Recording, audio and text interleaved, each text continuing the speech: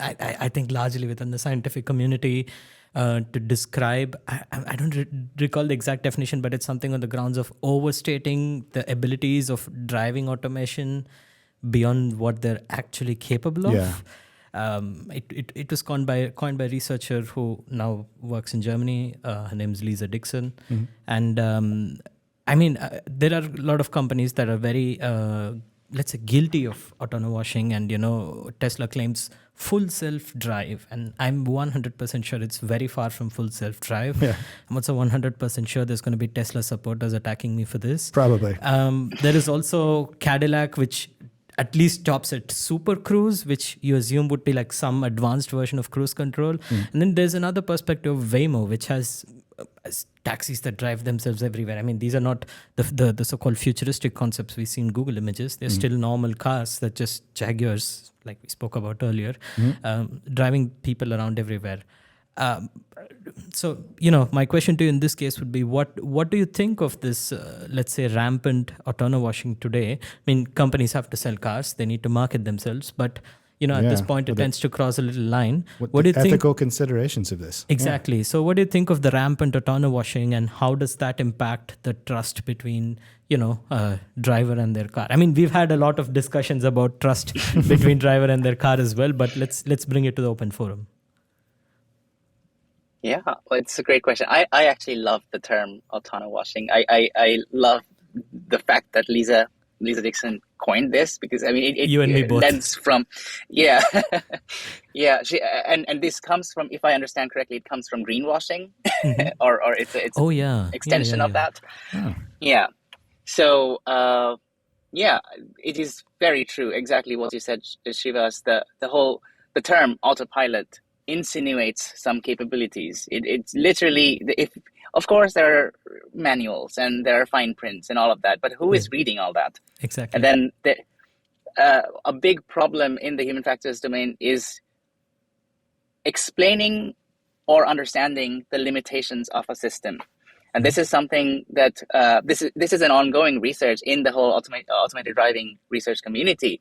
How do we communicate to the users, to the passengers, or even the outside world, what exactly are the edges, the boundaries of functionality of the system?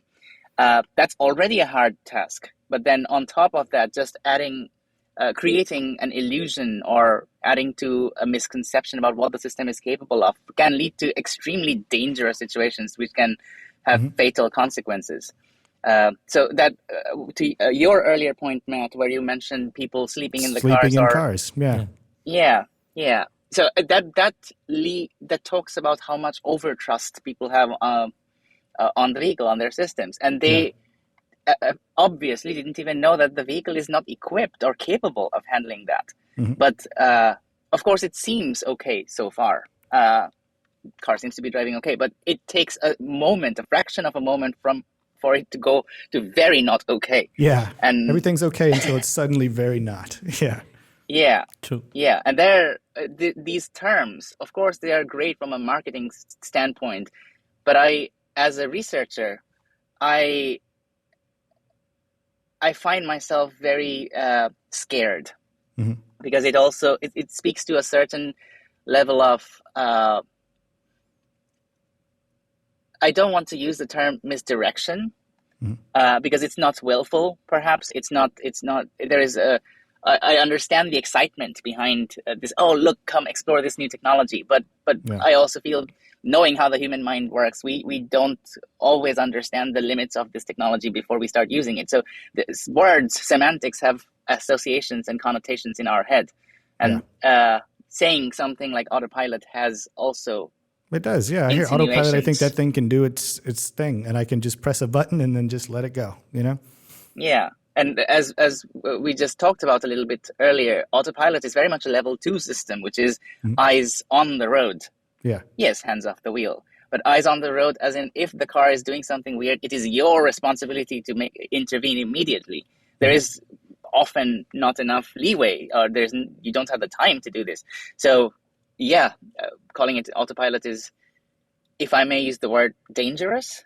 But again, I'm not I'm not a marketing or branding expert, so I will leave that part to them. Like this is an interesting challenge. I understand how to express the excitement behind the technology, because I am excited about the technology too. Right. But without the